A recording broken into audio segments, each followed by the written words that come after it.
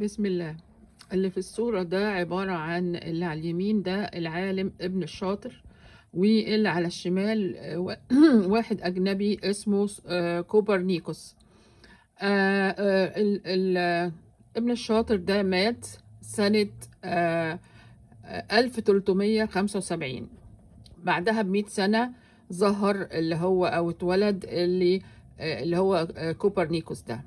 ولكن لما كوبرنيكوس مات لقوا في بيته وفي مكتبه كل أبحاث ونتائج ابن الشاطر، واتضح ان هو كان بيستخدمها طول عمره، واهمها ان ابن الشاطر قال ان الشمس هي مركز الكون مش الارض.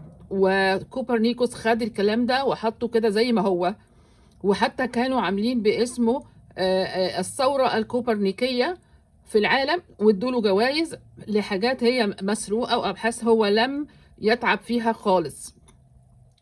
وعلى هذا الأساس طبعا هم بيعملوا كده بالبلطجة، لأن هم دلوقتي أكبر قوة. خلاص، زي ما بيجوا كده على جائزة نوبل وجوائز تانية مش شبهها، بمزاجهم أصبحت فقدت قيمتها، لأن هم بيدوها بتبقى في حسابات وراها. عموما الله يرحم ابن الشاطر، واحنا كلنا دلوقتي عرفنا الحقيقة. وان شاء الله نبقى زيه بالابحاث ومش بالسرقة. ربنا يهدينا جميعا.